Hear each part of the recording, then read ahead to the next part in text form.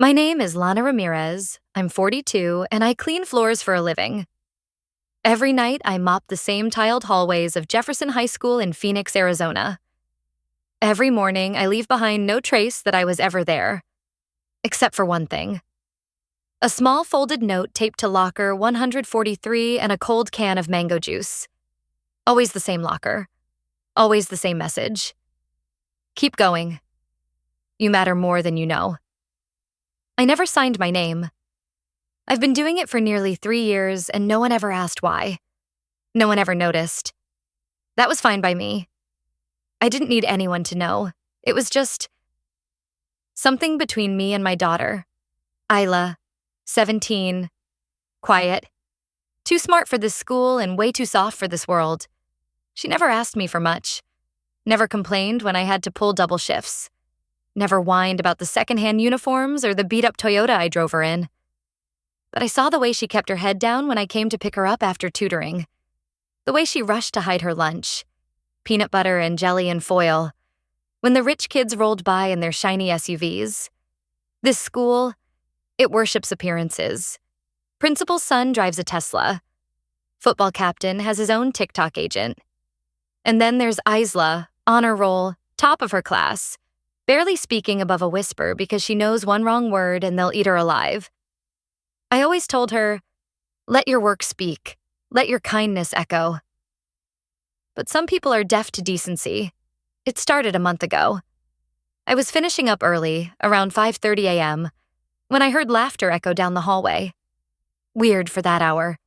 I peeked out from behind the supply closet and saw a group of boys in varsity jackets. Logan, the principal's son, leading the charge. They were huddled around a phone, laughing like they'd just discovered fire. That afternoon, Isla didn't come out to meet me at pickup. I waited 40 minutes in the lot before texting her. She didn't reply. That night, she handed me her phone. No words, just trembling hands and eyes that refused to meet mine. On the screen was an Instagram story, posted from Logan's burner account. It showed a zoomed-in photo of me pushing a mop bucket through the West Wing hallway. The caption? Scholarship spawn of Mommy the Mop, LMFAO, over 100 laughing emojis. Several classmates reposted it. One even added, I'd drop out if that was my mom. I couldn't breathe. Not because of what they said, but because Isla had seen it first and said nothing. She'd tried to carry it alone. When I finally looked at her, she whispered, It's okay, Mom. I'm used to it. That sentence broke something in me. The next morning, I went in an hour early. Same hallway, same locker. I taped the mango juice as usual. But the note? I didn't write a quote. I just wrote, You were never the mistake. They were. Then I walked away before I could cry. I thought that was the end of it. But when I came back the next day, the locker was bare. No can. No note. Instead, the taped corner was ripped clean off, and in its place was a piece of lined paper with 4 words scratched in black Sharpie. You should stop this. The handwriting wasn't Isla's, and just like that I knew someone else had been watching, someone who didn't want me seen. But they messed with the wrong janitor. I stood there staring at the locker like it had slapped me across the face. You should stop this. 4 words, no signature. Just a threat scribbled in thick black Sharpie, right where my note used to be. My hand was still gripping the can of mango juice. I'd brought another that morning, out of habit. But suddenly I didn't know what to do with it. My chest felt tight. Not from fear. From something worse. Shame. Like maybe I'd crossed some invisible line I didn't know existed. Like I should have kept my head down, swept the floors, and shut my damn heart off. But then I thought of Isla. The way her voice cracked when she said she was used to it. Like kindness was some kind of luxury we didn't deserve. Number. Whoever left that note didn't scare me. They just confirmed what I'd already started to suspect. Someone saw the notes. Someone didn't like what they meant. And someone wanted to shut me up. I didn't tell Isla. She had enough to deal with. So I did what any mother with nothing but instincts would do. I kept showing up. Earlier, quieter. watching more carefully. By the end of that week, I started to notice patterns. The same group of kids passed through the West Wing hallway every morning at 6:40 a.m., well before classes started. Logan was always in front, with his perfect hair and 2 expensive shoes. The way he moved through that school, you'd think his dad had built it with his bare hands. I'd be mopping a nearby hallway, earbuds in but no music playing, just close enough to hear. That's when I heard him say it. Locker 143? That's where the mop lady leaves her pity gifts. Freaking weird, right? Like, maybe she thinks she's the main character. Laughter. Then another voice. Female. Sharp. You should have seen her face when the note was gone. Priceless. I nearly dropped my mop. They knew. They weren't just mocking Isla online. They were deliberately targeting what little light we had left. They tore it down like it was trash. I didn't confront them. Not yet. I just kept listening. And what I found out made my skin crawl. They'd been swapping screenshots of Isla's texts, spying on her Instagram close friends' stories. Someone, probably one of the girls pretending to be her friend, had added Logan to the list. That's how they knew she was applying to the Horizon Scholarship. That's how they found out about the locker notes. They even had a nickname for her. Mop Baby. That weekend, I pulled out the last $80 I had in my emergency envelope and bought a secondhand phone with a basic recording app. Monday morning, I left the juice, the note, and the phone, hidden above the lockers, camera facing down. I didn't care if it was stupid. I just needed proof. 3 days. Nothing. Just hallway chatter, stupid jokes, crumpled notes. Then on Thursday, I found something waiting for me instead. It wasn't another threat. It was a school detention slip, with Isla's name on it. The reason? Misuse of school property and defacing locker. I froze. The administrator had found the mango juice and the notes, and they were blaming her for it. I marched straight to the front office after my shift. Asked, politely, what the hell was going on? The woman at the desk looked at me like I was gum on her shoe. We can't allow unsanctioned materials to be posted in the hallways, and it's inappropriate for a student to leave food behind. My jaw clenched. She didn't leave it. I did. She blinked, confused. You... I nodded. Every day. For 3 years. That shut her up. But not for long. I'm sorry, Ms. Ramirez, but that still violates... Violates what? I snapped. Trying to keep my daughter from falling apart in a place that pretends to care? She didn't answer. Just scribbled something on a form and mumbled that she'd look into it. But I already knew. They didn't care about notes or rules. They cared about appearances. And someone like me? I didn't belong in their brochure. That night, I picked up Isla from her shift at the library. She was quiet, eyes red. I asked her about the detention. She shrugged.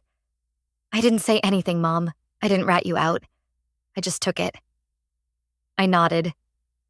You shouldn't have had to. She looked at me for a long time, then said, Why do they hate me so much? And I didn't have an answer. But I had something else. I reached into my bag and pulled out my phone. Hit play. And we sat there in the dark car, windows fogged up from the cold, listening to Logan's voice echo through that cheap little speaker. Mop Baby's gonna cry again. Watch Isla didn't cry. She smiled, and for the first time in weeks, so did I. After that night in the car, something in Isla shifted. And in me, too. I thought once we had proof, actual words from Logan's smug little mouth, we could just take it to the school and they'd handle it like decent people. That's what I believed. I was wrong. The next morning, I called for a meeting, brought the phone, played the clip. There were 3 administrators in the room, Principal Harlow, Vice Principal Tate, and the district rep. Some guy in a tie too shiny to be trusted. They listened. No one interrupted. When the audio ended, there was a pause. Then Harlow cleared his throat and said, It's unfortunate that you feel this is bullying. Feel? Like I imagined it. I looked at the representative. You heard him call my daughter Mop Baby. That's not a feeling. That's a slur. The rep gave a tight smile. We take all student conflicts seriously, Ms. Ramirez, but we also have to consider the full context. I wanted to laugh. Full context? My daughter got humiliated online, mocked in person, and punished for my notes. And they were talking about context? Then Harlow leaned forward, his voice slick. Ms. Ramirez, I'd also like to bring up the matter of school safety. Leaving unidentified food items in lockers? It's a violation of district policy. If another student had consumed it and gotten sick? That's when I snapped. No one ate it but my kid. You all knew it. You just didn't like being reminded someone like me works here. The room fell quiet again. But this time the tension was thick. I could feel it. They weren't just trying to shut me down. They were laying the groundwork, blaming, preparing to twist it. I grabbed my phone, stood up, and left without another word. That afternoon, Isla got pulled from class and told she was being put on probation for social disruption. No hearing, no due process. Just a paper shoved in her hand like a scarlet letter. We went home, sat at our wobbly kitchen table, and stared at it in silence. Finally, Isla whispered, "Maybe I should just transfer." I looked at her. That's what they want. She didn't answer. That night, I didn't sleep. I sat at the kitchen table with a notepad, scribbling names, patterns, dates. I went back through my old cleaning logs. Yes, I kept them. Every hallway I cleaned, every locker left sticky, every early morning I saw those kids where they didn't belong. And something clicked. Locker 144, right next to Isla's. It always smelled like weed, even though the hallway had no windows. I'd reported it twice in the past 6 months. Nothing ever came of it. I pulled up my notes. Every time I logged a complaint about that locker, the same teacher followed up. Coach Rylan, the football coach. The same one who also chaperoned the boys' morning gym access. The one whose niece just happened to be dating Logan.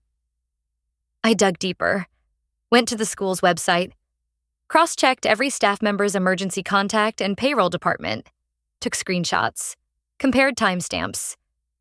That's when I found it.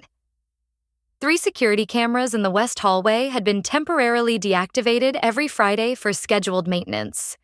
All signed off by Rylan, all approved by Harlow. Every Friday, same time frame, 6:30 to 7:30 a.m., right when the bullying happened. Right when those boys wandered halls unsupervised. Right when the maintenance crew just happened to miss the one locker they used to stash vape pens, booze, and God knows what else. They used my daughter's pain as cover for their dirt, and they picked the wrong woman to make invisible. So I called someone, an old friend from church, Delia, who worked weekends for a local paper. I told her everything, showed her the clip, the detention slip, the logs. I didn't say off the record. I said publish it. All of it. She hesitated. Are you sure, Lana? Once it's out. I nodded. I've got nothing left to lose. But they do. 2 days later, I was sweeping the courtyard when I saw the news van pull up. And I swear to you, I didn't know what Delia had added until the anchor read the headline live. Phoenix janitor, mom exposes elite school's cover-up. Audio tapes, camera tampering, and administrative collusion. But it was the subheading that made my knees weak. District employee accuses principal of targeting daughter to protect football star's secret drug ring. I dropped my broom and watched the front office windows go dark. After the news segment aired, everything exploded. I showed up to work Monday morning like I always did. Khaki uniform, mop in hand, hair tied back. But the looks were different. Not the usual invisible glances. No, this time they saw me. Some glared, some nodded respectfully. But no one said a word. Until Vice Principal Tate cornered me near the faculty lounge. Lana, we need to speak privately. I looked him dead in the eye. Anything you have to say, you can say with the cameras rolling. I brought a friend today. I nodded toward the hallway, where Delia stood, press badge clipped to her blouse, phone recording from the open doorway. Tate's face drained of color. He didn't say another word. Later that afternoon, I found an envelope in my locker. No name, no note, just a termination letter, backdated 3 days, citing unauthorized behavior and disruptive conduct. They were trying to fire me. Retaliation. But I wasn't stupid. I had already sent every log, every screenshot, every voicemail to a civil rights attorney Delia connected me with. And thanks to a certain clause in my contract, they couldn't legally fire me without a hearing. So I stayed. I showed up the next day. And the day after that. Mopped the floors like nothing happened. Quiet. Calm. Watching them sweat. Meanwhile, the fallout spread fast. Turns out locker 144 wasn't just for hiding vape pens.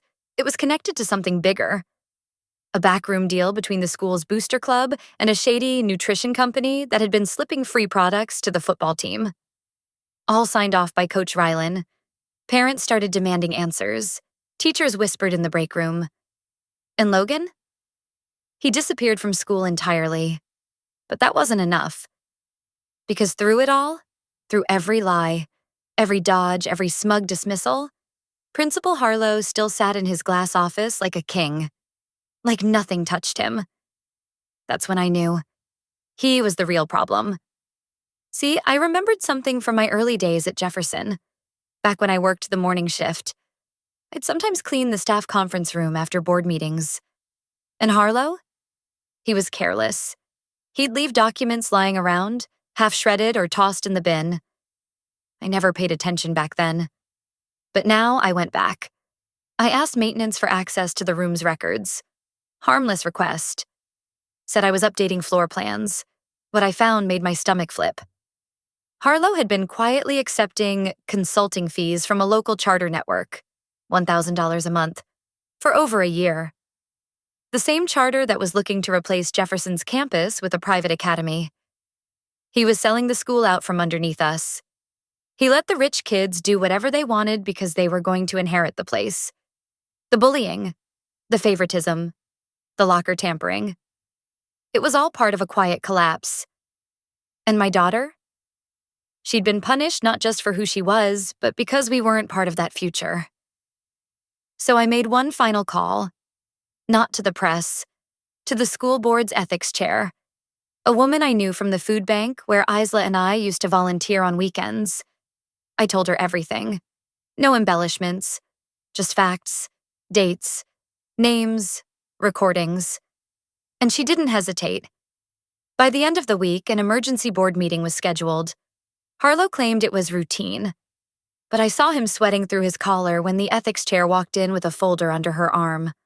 I wasn't allowed in the room, but Isla was. As student rep for the honor board, she had a seat at the table. When she walked out 2 hours later, I asked how it went. She didn't say a word, just handed me a slip of paper. Effective immediately, Principal Robert Harlow is placed on administrative leave pending investigation. I stared at the words, stunned, but that wasn't the twist. Isla took my hand and whispered, "Mom, there's more."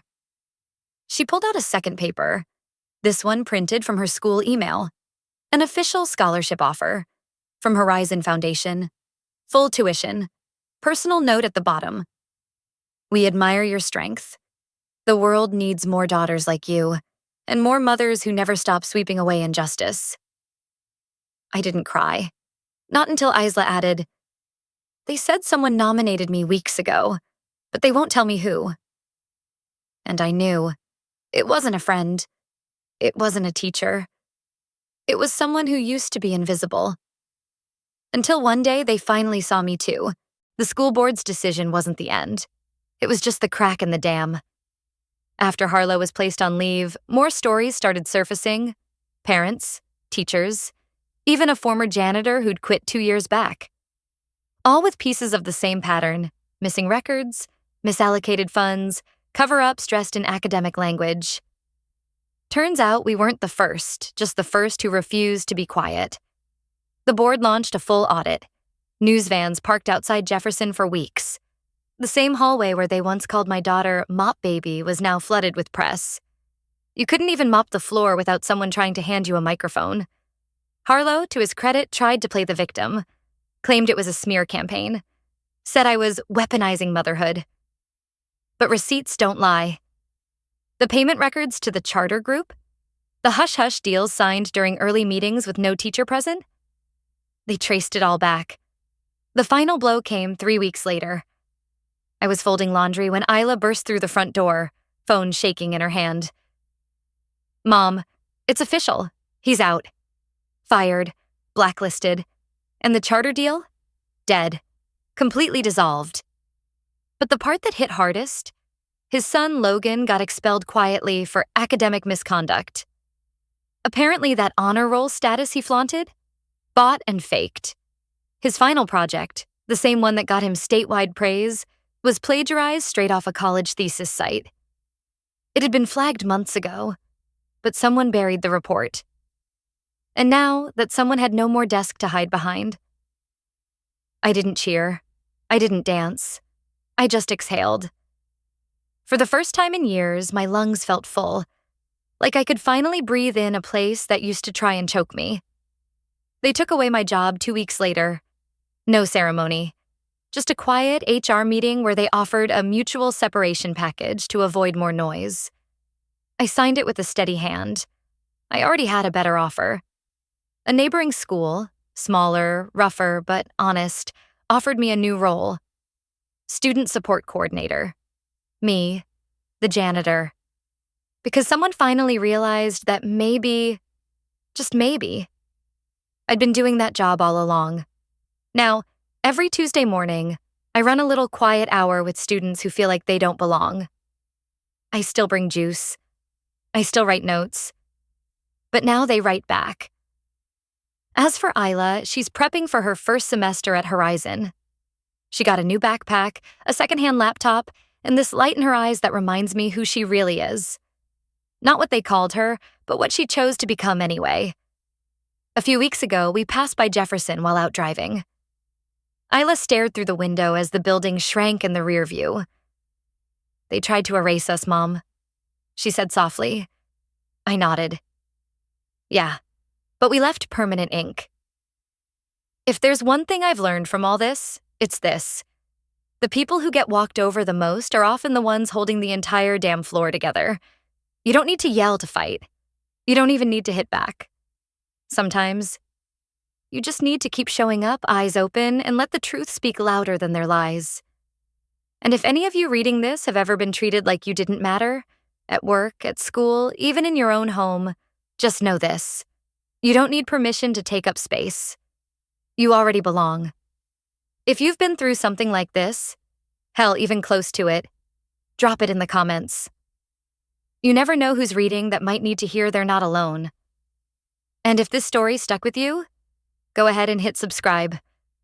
Not for me, but for the next person out there who thinks nobody sees them. Sometimes the quietest stories are the ones that need to be told the loudest.